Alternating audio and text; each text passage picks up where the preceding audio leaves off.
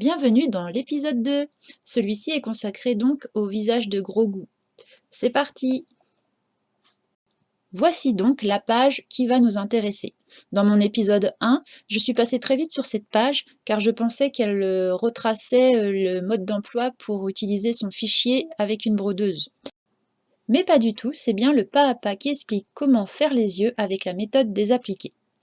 Donc c'est parti! Pour cela, notre chère créatrice nous demande de prendre du Fusible Web. En français, cela veut dire thermocollant sur support papier. Donc voici celui que j'ai acheté chez Butinette. Ça s'appelle du Vlisofix. Donc la marche à suivre est simple. Il faut dessiner sur le côté papier cuisson tous les morceaux de yeux, les deux blancs, les deux marrons, les deux noirs et les 4 petits ronds blancs. Donc là j'ai fait un des morceaux, un des 2 yeux blancs. On laisse de la marge autour et je vous donne rendez-vous sur la planche à repasser. Donc j'ai déjà collé le premier œil et là on va faire le deuxième. On est sur l'envers du tissu, hein. Là, comme c'est blanc ça se voit pas trop, mais ici c'est l'envers. Donc on place le morceau rugueux contre l'envers et le papier cuisson dessus et on donne un bon coup de fer à repasser chaud, bien chaud, pendant une dizaine de secondes. On appuie. On a fait les dessins avec tout sauf un crayon friction, sinon vous allez perdre l'image du dessin. Donc là, on attend que ça refroidisse et on va faire la suite. Une fois que ça a refroidi, il ne nous reste plus qu'à découper la forme sur le traçage qu'on a effectué un peu plus tôt.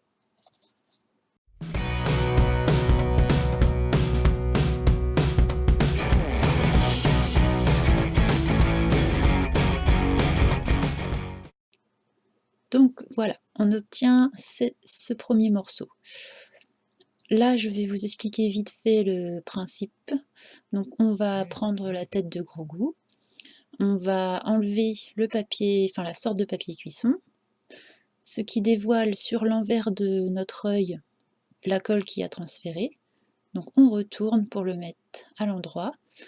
Il ne nous restera plus qu'à définir l'emplacement exact de l'œil et à fixer tout ça grâce à un fer à repasser muni d'une pâte mouille. Allez, c'est parti! Donc nous voilà rendus sur ma table à repasser. J'ai mes 2 yeux de découpés.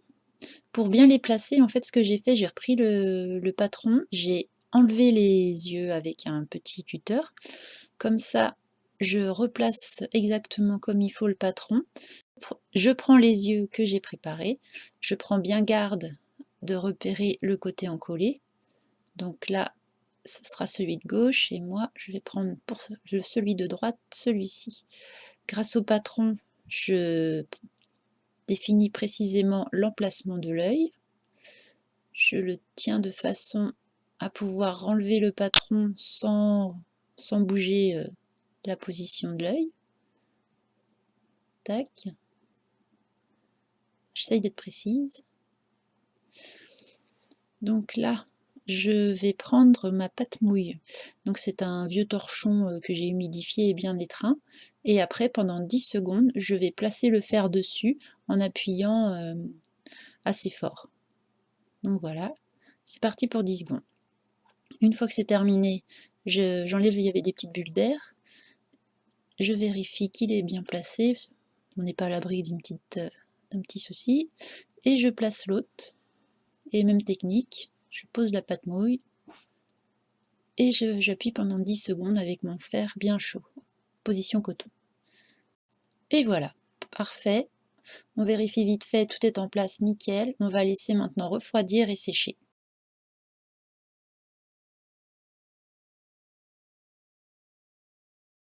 Pour les yeux, donc normalement ce qu'il faut faire, c'est découper, donc là j'avais découpé le premier gabarit qui représentait le blanc des yeux. Ensuite elle propose en fait au-dessous les iris pour le morceau marron et encore au-dessous les pupilles pour le morceau noir.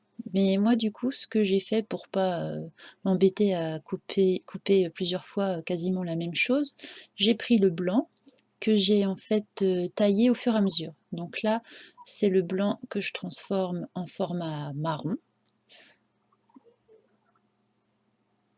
D'ailleurs, le marron, j'ai choisi un simili-cuir. Je trouvais sympa le côté brillant.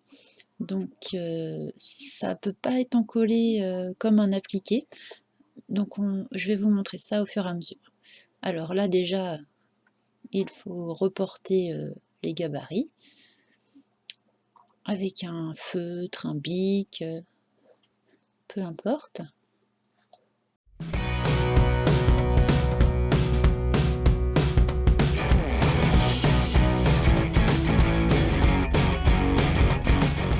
Donc voilà, une fois que c'est reporté, on prend son ciseau et on découpe délicatement les formes. C'est parti!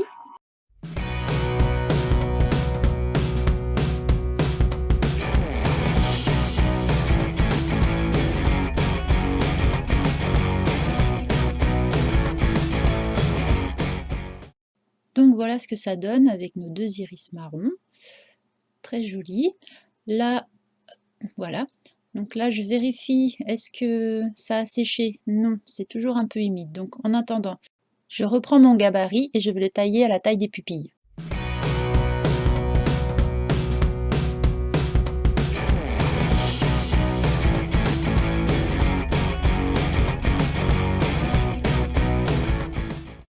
Donc là, je reprends mon super Vlisofix et je vais reporter les deux gabarits sur le côté papier cuisson pour ensuite pouvoir le coller sur le tissu noir.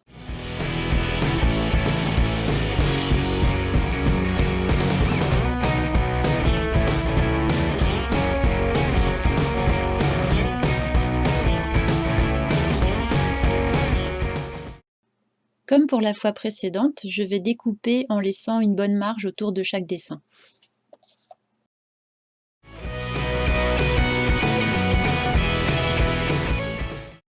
Repetite vérification pour voir si c'est bien sec. Non, toujours pas, donc en attendant, on va continuer nos pupilles. Je vais donc dans mes boîtes à petits coupons pour me trouver du noir. Le voilà. Donc, un petit coupon de noir, mes petits Vlisofix découpés, et direction la table à repasser. Léger petit souci, le papier cuisson et la colle se sont détachés l'un de l'autre. Le problème est vite réglé, il n'y a pas à s'inquiéter. Je vais vous expliquer, donc déjà on défroisse le morceau de tissu. Et en fait, après, il y a juste à reprendre les deux morceaux, les raligner comme ils devraient être. Et avec le coup de fer, en fait, tout se remet d'équerre. Donc là, je fais le deuxième. Donc là, j'ai eu un petit souci, en fait, le stylo s'est effacé. Pourtant, c'était un bic tout à fait normal. Il n'a pas aimé la chaleur, celui-là. Pas de problème. Comme on a laissé vachement de marge, il n'y a pas de souci pour retracer éventuellement les gabarits. Et après, c'est parti pour une petite séance de découpage.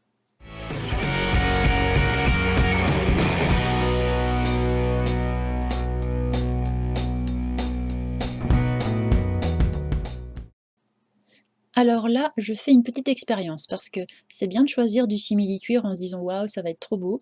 L'ennui, c'est que j'ai pas réfléchi au fait que la pupille noire serait thermocollée dessus.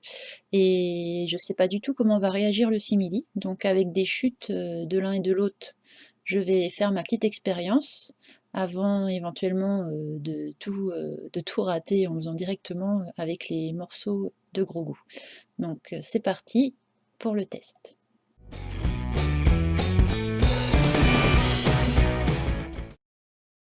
Je compare donc à l'iris que j'avais précédemment découpé. Je ne vois aucune différence et le simili n'a pas de défaut apparent, donc il résiste bien à la chaleur. On peut passer à la suite.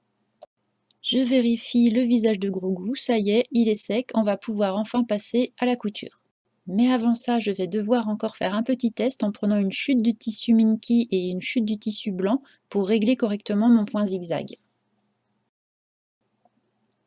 Donc c'est parti, donc je place sous le pied presseur, j'ai une Janome 8077 et donc son point zigzag c'est donc le 8. Donc je règle le 8 sur ma machine. Alors là je suis désolée, j'ai pas hyper bien centré pour me filmer.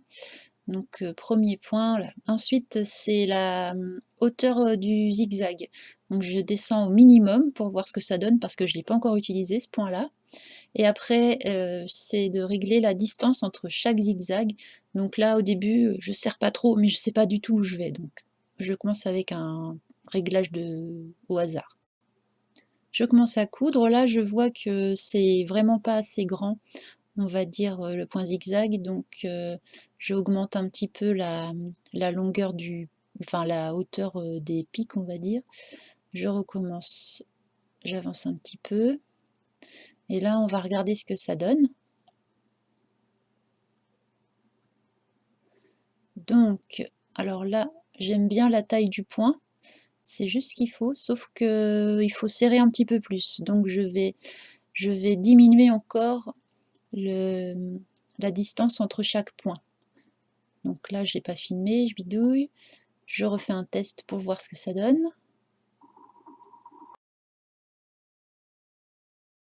Je suis presque au rendu que j'espérais. Je vais refaire un petit test en serrant encore un peu plus le point. Je suis quasiment satisfaite du point. Je vais resserrer encore une dernière fois et ça devrait être bon.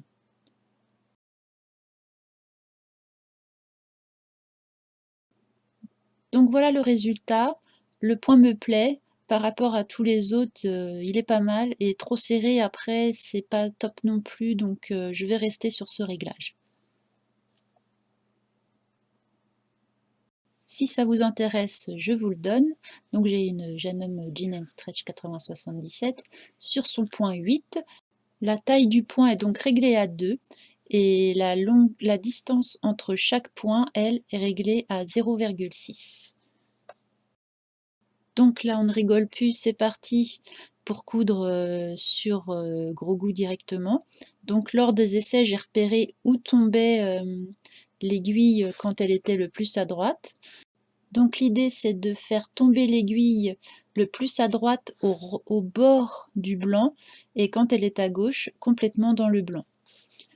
Donc pour réussir, il n'y a pas 36 conseils, c'est je prends mon temps. Je n'hésite pas à bouger le tissu tous les 2 points si nécessaire, surtout dans les courbes. Essayez d'être le plus précise possible et après, c'est de l'entraînement. Et voilà le résultat. C'est assez net, même si on voit quelques irrégularités, mais je suis quand même satisfaite. Donc sur l'envers, c'est assez propre aussi, donc ça va, c'est pas mal. C'est vraiment le coin de l'œil qui est le plus compliqué. L'idée après donc sera de fixer le simili-cuir. Alors personnellement, je ne tenterai pas au point bourdon, ça risque d'arracher le simili-cuir. Donc je vais coller avec de la colle textile et ensuite je ferai un point droit à la main. Mais avant cela, il va falloir s'occuper du deuxième œil. Le voilà terminé et là, horreur, après avoir fait un coin magnifique, ça m'a fait un gros caca. Un peu déçu, mais là en vérifiant avec l'iris, en fait, ouf, ça va être caché par l'iris. Donc tout va bien. Erreur rattrapée, on peut respirer. Donc là, on va passer à l'encollage des iris. Je vais laisser, on va dire, un petit quart d'heure la colle sécher. Et après, je vais coudre au point droit comme je vous avais expliqué juste avant.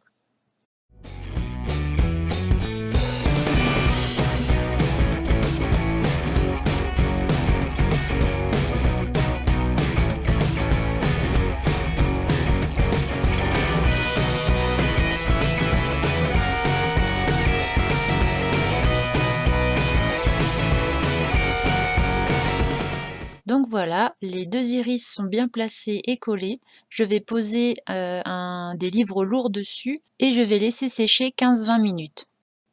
Donc voilà, la colle a assez séché pour pouvoir manipuler les appliquer. Donc je prends le fil assorti, une aiguille et c'est parti pour la couture au point droit des 2 iris.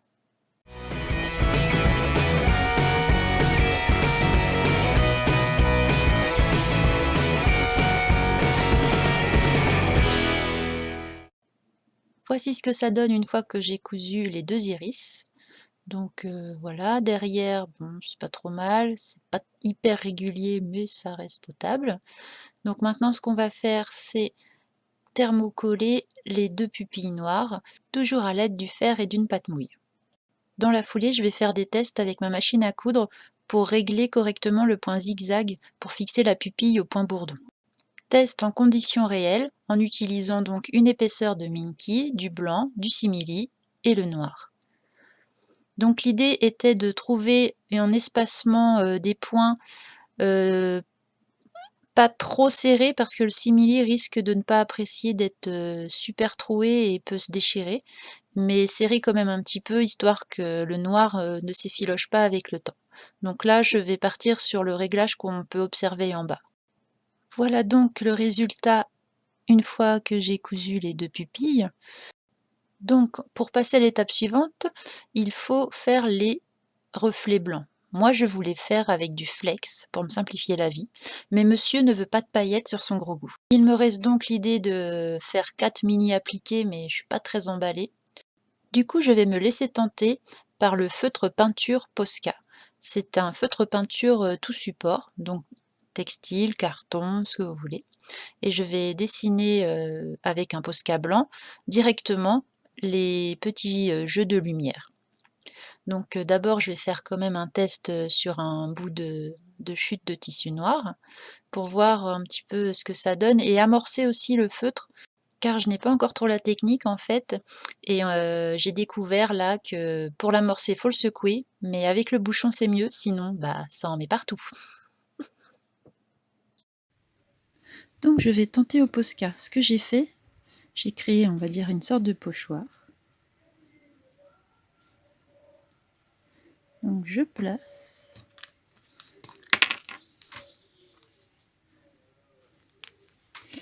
Et j'y vais. Pour avoir un dessin le plus net possible, il est conseillé de d'abord faire le contour de la forme et après de la remplir.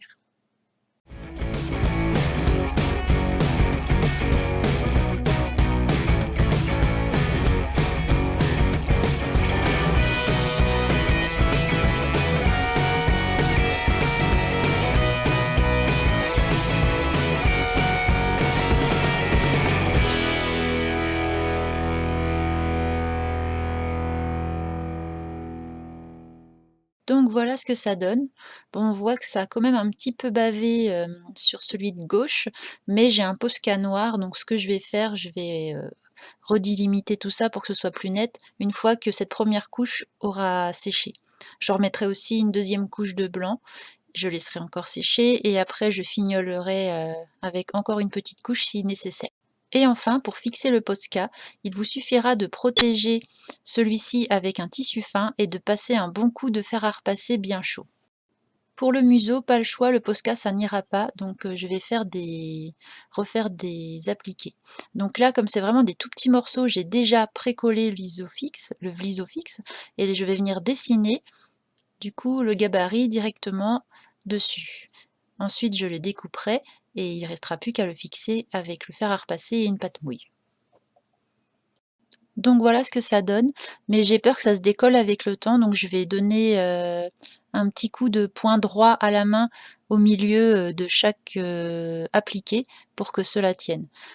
Alors comme c'est pas très pratique, que c'est tout mou, on va dire, j'ai pris un petit tambourin pour que ce soit plus facile, et encore ça n'a pas été forcément très évident. Donc je fais juste une petite série de points droits, histoire que ça aide à retenir un éventuel décollement avec le temps. Donc une fois ma série de points droits terminée, j'ai remarqué qu'il y avait des petits poils qui étaient ressortis, donc ça faisait comme des petites dents vertes. Donc j'ai essayé un maximum de couper ce qui dépassait, j'espère qu'il vous a plu et qu'il vous aidera à passer cette étape plus des petits trous, est au final pas si compliqué que ça, mais qui demande de la minutie et du temps. On se revoit bientôt pour le prochain épisode. Salut!